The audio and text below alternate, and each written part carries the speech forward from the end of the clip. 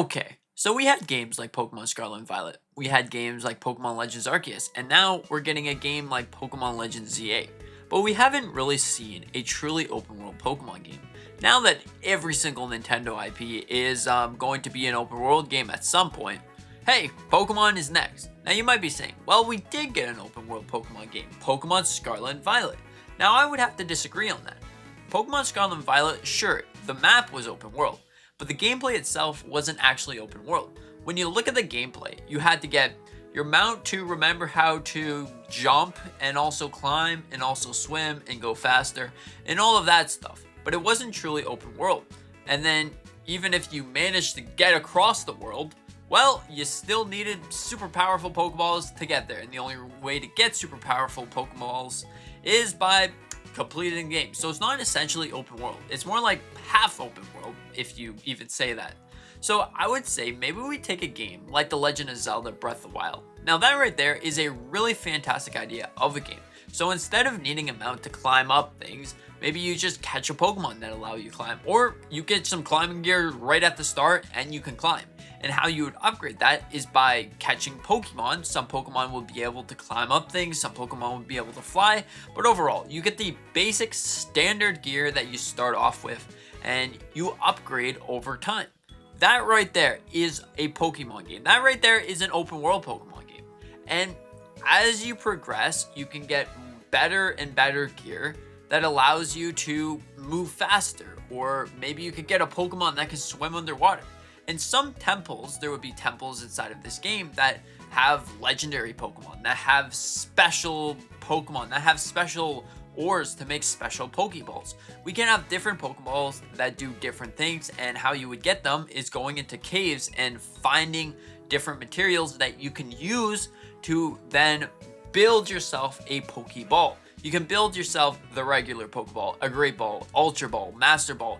You can build a whole bunch of things, and then there could be other Pokeballs called maybe like the Glow Ball or the Nightshader Ball. Now, anyways, a whole bunch of different balls that use different ores, different elements inside the open world that you can go and find and collect. And you start off the game by either coming straight through a rift like Legends Arceus, or maybe you start off the game by being a literally nobody, just a Pokemon trainer that wants to go out and explore, kind of like the TV series like Ash Ketchum wanting to go and explore to its heart's content. But you can explore, you can literally go anywhere you wanted, and there's no boundaries. How you would catch Pokemon, you don't even have to go to the gyms if you don't want to. Throughout the land, there will be gyms. There will be 8 gyms, or maybe even 16 gyms, just like Heart Gold and Soul Silver. And you can go out there, but we're not guaranteeing that you'll find something truly special. But everywhere you go, maybe inside of a tree, you can find an apricorn berry, and maybe underground, you can find a glow crystal squid. Anyways, all of these things would attribute to the open world factor. And if you were wondering, how in the world do I upgrade my paraglider, or even how do I upgrade my climbing gear and all of this stuff? You catch Pokemon. And how you catch a Pokemon? Well, maybe you need to tame it or something. You catch the Pokemon and you give it special berries, you give it special things that upgrade his momentum, upgrade his skill set overall. Let's just say that you go out and you're on the ocean. You got yourself a nice paddle board and you're paddling away because you don't have access to the Pokemon yet, alright? So then you go out, you catch yourself a Gyarados, and boom, now you can use that Gyarados as your pet, or as your Pokemon that allows you to go anywhere you want along the water. Now, let's just say that you had a starter, and your starter was some kind of turtle or something. Well, there you go, you could also use that. And also, different starters inside of different games. So let's just say the fire starter is going to be a fire phoenix or something, and the grass starter could be, who knows, a grass phoenix or grass something that can, climb up walls. And then of course, you got your turtle that can go inside the water. Really interesting idea, and that would make the game fully open world. A fully open world Pokemon game that then, boom, there you go. There would be, let's just say, 8 temples that you can go to. There would be one that would be the legendary bird Ho-Oh. There would be another one underwater that would be for Lugia.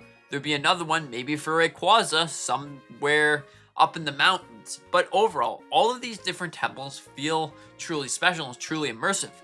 And inside the temples, well, guess what? You have to go and solve different puzzles. And inside the puzzles, you fight off trainers and you fight off Pokemon. And overall, I think that the truly open world aspect of this game would make it for a really, really great Pokemon game, because there's so much. Like, there's actually so much.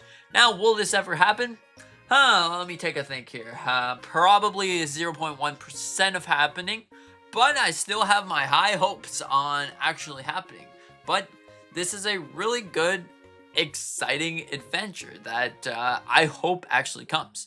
Now, maybe we could even see a Cloud Island where you have to unlock certain things that shoot a giant rift in the sky. Maybe you need to collect the time trios, the what do you call them? Garatina, also Palkia and Dialga. That's the one.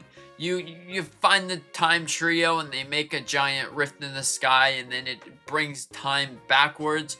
And depending on all the trios that you get, maybe that affects the world in some way, shape, or form, because I've always liked games that affect worlds. When you collect things, when you capture Pokemon, when you do something in the game, it changes up how the world actually once was. So maybe them can reverse time and have the time kind of, change on how you play. And maybe we can have the ground trio like Kyogre, Groudon, and Rayquaza could be changing the sky, so the sky can change up, and maybe we can have a different Pokemon that was up there, and you have to complete different trials and different tasks that you have at hand.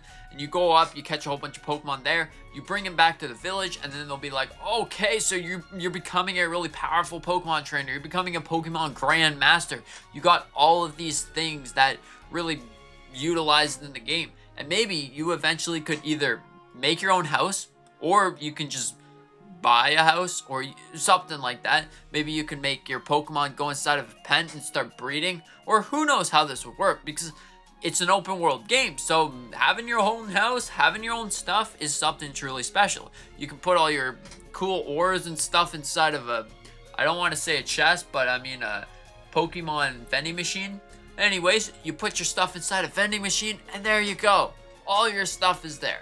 Yeah, so anyways, I would say that this is more like a open world Pokemon game / Zelda game, but I think that it's truly special and truly immersive. What do you think about this? Do you think that this is actually a good Pokemon game? Because I would really, really love to see something like this. It would bring my experience of Pokemon on a highest peak, higher than ever. Because usually in a Pokemon game, I want to catch things, sure, but I don't want to just sit there and spam the button because there's nothing to do, really, once you catch things. Now, I'm not saying that any of the Pokemon games are bad. I still love Heart Gold, Soul Silver, but overall, I think that this right here would bring your experience of Pokemon to the highest possible level. What do you think? Do you think that that's actually going to be a great thing? Anyways, thank you so much for watching. I hope that you enjoyed this this wacky video. Yep, it's a wacky video of my imagination really going up to the complete tippity top of randomness. Okay, and also consider to subscribe, because subscribing is pretty cool. And also, I do a whole bunch of different things on this channel. It's not just going to be Pokemon, because I probably can't come up with these random brilliant ideas every single time, but it's about, Mario and Pokemon and Zelda and Nintendo news at some point, and Nintendo wish list things, a whole bunch of things. Anyways, thank you so much, and hope you have a great day. See you in the next one.